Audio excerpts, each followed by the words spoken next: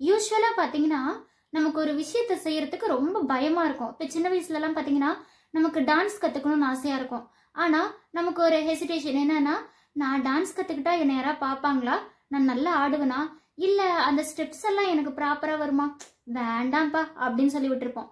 அதே மாதிரி நிறைய பேர் இங்கிலீஷ்ல ஸ்பீச் எல்லாம் கொடுக்கும்போது நான் கூட இந்த மாதிரி கொடுத்தா நல்லாதான் இருக்கும், ஆனா எங்க எனக்கு இங்கிலீஷ்ல வேர்ட்ஸே வாயில வர மாட்டேங்குது, நான் எல்லாம் எப்படி முன்னாடி போய் பேசுறது அப்படின்னு.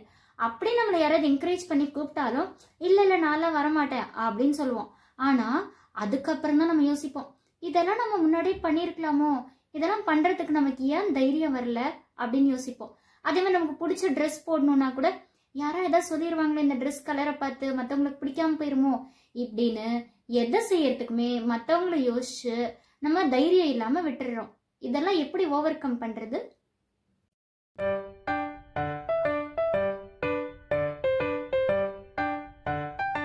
ஹாய், கனவுகள் மெய்ப்படும் வியூவர்ஸ் எல்லாருக்கும் வணக்கம். எல்லாரும் எப்படி இருக்கீங்க? நல்லா இருக்கீங்களா? ஓகேங்க. எவ்ரி வீக் நான் ஒரு புக் ரிவ்யூ பண்ணிட்டு வரேன். அந்த வகையில இந்த வாரம் நான் ரிவ்யூ பண்ண போற புக்கோட name courage to be disliked, written by Ichiro Kishimi and Fumitake Koga. பேரே பயங்கரமா இருக்குல்ல, 2 பேர் எழுதியிருக்காங்க இந்த புக்கை. ஸோ இந்த புக்கு எப்படி அப்படின்னு பார்த்தீங்கன்னா, இப்போ நம்ம சில பேர்த்துக்கிட்ட பேசணும், நீ லெஃப்ட்ல நடந்து போப்பா, ஏன் லெஃப்ட்ல தான் போகணுமா, நான் ரைட்ல போனா என்ன இப்போ அப்படின்னு. சில பேர் சொல்லுவாங்க, கொஞ்சம் ஓடாதப்பா மெதுவா நட, ஏன் எனக்கு வயசு இருக்குல்ல நான் ஓடுவேன் அப்படின்னு. எதை சொன்னாலுமே எடக்கு முடக்கா பேசுவாங்கன்னு சொல்லுவாங்கல்ல, ஆப்போசிட்டாவே பேசுறது.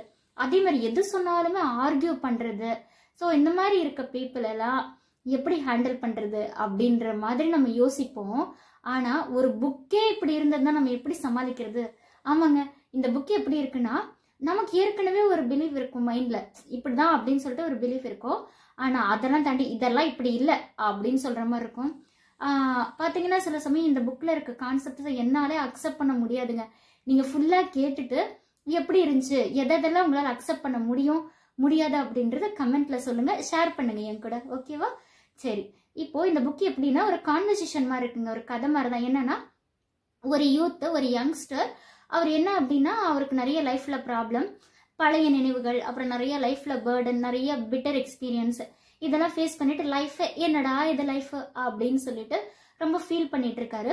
ஸோ அப்போ ஒரு பிலாசபரை போய் பார்க்குறாரு. ஸோ அந்த பிலாசபருக்கும் இந்த யங்ஸ்டருக்கும் நடக்கிற கான்வர்சேஷன் தான் இது. இது எப்படி அப்படின்னு பார்த்தீங்கன்னா, இந்த 2 ரைட்டர்ஸும் நம்ம சைக்காலஜில படிச்சிருப்போம். சிக்மண்ட் ஃப்ராய்டு அவர் ஒரு விஷயம் சொல்லியிருப்பாரு. என்ன அப்படின்னு பார்த்தீங்கன்னா, இப்போ நமக்கு லைஃப்ல ஒரு எக்ஸ்பீரியன்ஸ் இருக்கு, ஒரு பயம் இருக்குன்னா அது பாஸ்ட்ல நடந்த விஷயம் தான். ஃபார் எக்ஸாம்பிள், இப்போ நம்ம ஒரு பைக் ஆக்சிடென்ட் ஃபேஸ் பண்ணியிருக்கோம்னு வச்சுக்கோங்க. அப்போ நம்ம ஃபியூச்சர்ல எப்போ போனாலும் நம்ம மைண்ட்ல ஒரு பயம் இருக்கும், ஐயோ பைக்கை வேகமா ஓட்டக்கூடாது, ஓட்டினா ஏதாவது ஆக்சிடென்ட் ஆயிருமோ, நம்ம கீழே விழுந்துருவோமோ, அந்த பயம்லாம் இருக்கும்ல. ஸோ அது என்ன சொல்றாரு, சின்ன வயசுல நடந்த ட்ராமா தான் நமக்கு ஒரு பயமா நமக்கு வந்துட்டு இருக்கோம் அப்படின்னு சிக்மண்ட் ஃப்ராய்ட் சொல்றாரு. ஆனா ஆல்ஃபிரட் ஆட்லர் அப்படின்னு ஒருத்தர் இருக்காருங்க, ஆல்டேரியன் சைக்காலஜி அப்படின்னு சொல்லி அவர் ஃபாலோ பண்ணுவாரு. அவர் என்ன சொல்றாரு அப்படின்னு பாத்தீங்கன்னா, அதெல்லாம் ஒண்ணும் இல்லைங்க, ட்ராமாவும் இல்லை ஒன்றும் இல்லை, இதெல்லாம் என்ன அப்படின்னு பாத்தீங்கன்னா, பாஸ்ட் எக்ஸ்பீரியன்ஸை ஒருத்தன் நினைச்சு பயந்துட்டு இருக்கானா அவன் சரியான சோம்பேறி, அவன் ஒரு வேலையை செய்யக்கூடாதுன்னு காரணத்தை தேடிதான் இப்படிலாம் சொல்றான் அப்படின்னு சொல்லி ஒன்று சொல்லியிருக்காருங்க. ஸோ இந்த சைக்காலஜியை ஃபாலோ பண்ணி தான் இந்த இச்சிரோ கிஷ்மின்றவரும் ஃபியோமே டேக் கோகா அப்படின்ற 2 பேரும் சேர்ந்து ஆல்டேரியன் சைக்காலஜி ஃபாலோ பண்ணி எழுதியிருக்காங்க. ஃபர்ஸ்ட் பாத்தீங்கன்னா, இப்போ ஒரு கிணறு இருக்கு, அந்த கிணறுல தண்ணி இருக்கு வச்சுக்கோங்களேன். அந்த தண்ணி எப்பயுமே ஒரே டிகிரி செல்சியஸ்ல தான் இருக்கும். ஆனா நமக்கு எப்படின்னு பாத்தீங்கன்னா, வெயில் காலத்துல அதை குடிக்கும்போது தண்ணி கொஞ்சம் கூலா இருக்குல்ல, கூலிங்கா இருக்குல்ல குடிக்கிறப்ப அப்படின்னு சொல்லுவோம். இதே குளிர்காலத்துல அந்த கிணத்து தண்ணியை குடிக்கும்போது தண்ணி கொஞ்சம் வாமா இருக்குல்ல அப்படின்னு சொல்லி, மிதமான சூடா இருக்குல்ல அப்படின்னு நம்ம சொல்லுவோம். ஆனா அது எப்பயும் ஒரே டிகிரியில தான் இருக்கு, நாம பாக்குற பார்வை தான் வேற அப்படின்னு சொல்லி சொல்றாரு. அப்போ இந்த டிராமா என்ன சொல்றாங்க அப்படின்னு பாத்தீங்கன்னா, சின்ன வயசுல இருந்து இருக்கிறது ஒரு எக்ஸாம்பிள் சொல்றாரு. என்னன்னா, ஒரு பையன் எப்ப வெளியே போனாலும் உனக்கு ஃபீவர் வந்துடுது, ஏன்னா மக்களை பாக்குறதுக்கு அவனுக்கு பயம். இது என்ன அப்படின்னு பாத்தீங்கன்னா, சின்ன வயசுல இருந்து அவன் வெளியே போய் பழக்கல. அதுக்கு சிக்மண்ட் ஃப்ராய்டு என்ன சொல்றாருன்னா, அவனுக்கு சின்ன வயசுல இருந்து அந்த பயம் தான் காரணம் அப்படின்னு சொல்றாரு. ஆனா இவர் என்ன சொல்றாருன்னு பாத்தீங்கன்னா, இச்சிரோ கிஷ்மி, பயமோ இல்ல ஒன்னும் இல்ல, அவன் வெளியே போறதுக்கு அவன் சோம்பேறி, 4 பேர்த்த பார்க்க கூடாதுன்னு அவன் காரணத்தை தேடி இருக்கான், அதுதான் காரணம்ன்றாரு. ஸோ இது சுத்தமா கொஞ்சம் கஷ்டமா தான் இருக்குல்ல. இப்போ சின்ன வயசுல இருந்தே ஒருத்தனுக்கு அப்பா அம்மா சரியில்லை, அப்போ வந்து பேரண்ட்ஸ் சரியில்லை, சுத்தி இருக்கவங்க யாருமே சரியில்லைன்னும் போது என்ன நம்ம நினைப்போம் அப்படின்னா உலகத்து மேல ஒரு வெறுப்பு வரும். அதுக்கு இவர் என்ன சொல்றாரு ஆப்போசிட்டான்னு பாத்தீங்கன்னா, உலகத்து மேல வெறுப்பு வரக்கூடாது, எப்படி வரலாம், பாஸ்ட் எக்ஸ்பீரியன்ஸ் இருந்தாலும் ஓவர் கம் பண்ணி வரது தானே லைஃப் அப்படின்னு சொல்லி இவரு சொல்றாரு. ஓகேவாங்க, இது ஒரு ஆப்போசிட்டா இருக்கா. அடுத்து நெக்ஸ்ட் ஒன்னு சொல்றாரு பாருங்க, காம்படிஷன் ஒன்னு லைஃப்ல இருக்கவே கூடாது அப்படின்னு சொல்றாரு. என்னன்னா, இந்த உலகத்துல எப்படி பார்த்தாலும் உனக்கு மேல ஒருத்தன் இருக்கதான் போறான், அதுக்காக அவனை வச்சு நீ போட்டி போட்டுட்டே இருந்தீன்னா உன் லைஃப்ல உனக்கு நிம்மதியே இருக்காது. உனக்கு என்னவோ உன்னோட ரேஸ் என்னமோ அதை பாட்டுக்கு ஓடிட்டு நீ பெஸ்டா எதை கொடுக்கணுமோ அதை கொடு, ஆனா இந்த காம்படிஷனுக்குலாம் நீ இம்பார்ட்டன்ஸ் கொடுக்காத அப்படின்னு சொல்றாங்க. அடுத்த ஒரு தியரி சொல்லியிருக்காரு பாருங்க, பனிஷ்மெண்ட் அண்ட் ரிவார்டு, இது ரெண்டுமே லைஃப்ல கூடாதுன்னு சொல்றாரு. எப்படி அப்படின்னு பாத்தீங்கன்னா, இப்போ ஒருத்தனை நீங்க பாராட்டுறீங்கன்னு வச்சுக்கோங்களேன், ஒரு நல்ல வேலை செய்யறான், நம்ம யூஸ்வலா என்ன சொல்லுவாங்க, நல்லது செஞ்சா பாராட்டணும் அப்படின்னு தானே நம்மள சொல்லி வளர்த்திருக்காங்க. ஆனா இவர் என்ன சொல்றாருன்னா, நல்லது செஞ்சா யாரையும் பாராட்டாதீங்க. ஏன் அப்படின்னு பாத்தீங்கன்னா, ஒருவேளை அவன் நல்லது செஞ்சுட்டே இருக்கும்போது நீங்க பாராட்ட மறந்துட்டீங்கன்னா நம்ம என்ன செஞ்சாலும் பாராட்டு கிடைக்கிறது இல்ல, அதனால நான் நல்லதே பண்ண மாட்டேன் அப்படின்னு சொல்லி நினைச்சிருவாங்க. அதனால குழந்தைங்களா இருக்கட்டும் பெரியவங்களா இருக்கட்டும் பாராட்டாதீங்க அப்படின்னு சொல்லிடுறாரு. அதே மாதிரி வேலை செய்யும் போது கூட எவ்வளவுக்கு எவ்வளவு பாராட்டு கிடைக்குதோ அவ்வளவுக்கு அவ்வளவுதான் நல்லா வேலை செய்வீங்க. பாராட்டு கிடைக்கலன்னா நீங்க வேலை செய்ய மாட்டீங்க. அப்போ உனக்கு பாராட்டுன்றது தான் இங்க கோலா இருக்கு, உன் வேலைன்றது உன் கோல் இல்ல, அது தப்பு அப்படின்னு சொல்லிடுறாரு. அடுத்து பனிஷ்மெண்ட்டுக்கு என்ன சொல்றாருன்னா, ஒருத்தன் கெட்டது செஞ்சா தண்டனை கொடுக்காதீங்க, ஏன்னா அவன் தண்டனை கொடுக்குற வரைக்கும் தான் கெட்டது செய்யாம இருப்பான். ஒருவேளை நீங்க தண்டிக்காம விட்டுட்டீங்கன்னா அவன் கெட்டது திரும்பவும் செய்ய ஆரம்பிச்சிருவான். அதனால பனிஷ்மெண்ட்டும் கொடுக்காதீங்க, ரிவார்டும் கொடுக்காதீங்க.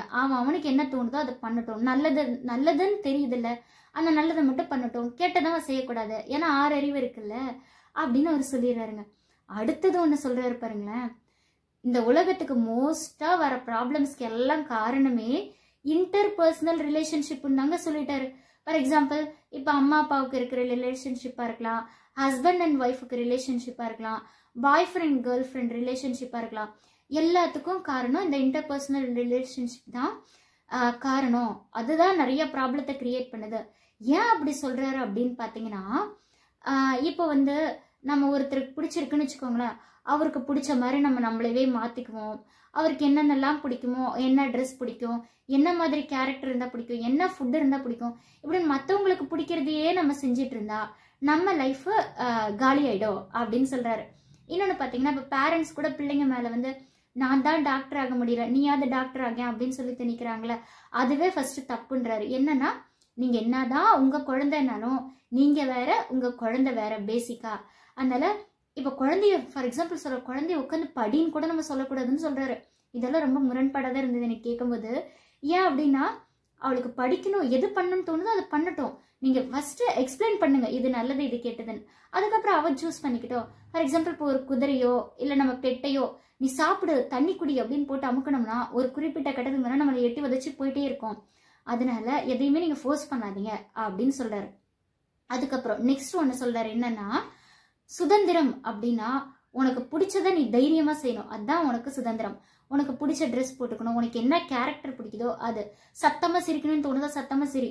ஃபார் எக்ஸாம்பிள், இப்போ நான் சத்தமா சிரிச்சா சொசைட்டி வந்து அடக்கமே இல்லாத பொண்ணுன்னு சொல்லிடுமோ அப்படின்னு நினைச்சிட்டு நீ சிரிக்காம இருந்தீங்கன்னா அதுவும் தப்பு. இப்போ நீ ஒரு வேலை செஞ்சு அது மற்றவங்களுக்கு பிடிக்கல, ஹர்ட் ஆயிடுச்சுன்னா அது அவங்க விருப்பம். ஹர்ட் ஆகுறதும் ஆகாததும் அவங்க விருப்பம். நீ செய்யறத செஞ்சுட்டே இரு, மற்றவங்க ஹர்ட் ஆகுறாங்கன்றதெல்லாம் நீ கேர் பண்ணாத அப்படின்னு சொல்லிட்டாருங்க. அடுத்தது நெக்ஸ்ட் ஒன்று சொல்றாரு, ட்ரஸ்ட் வேற கான்ஃபிடன்ஸ் வேற அப்படின்றாரு.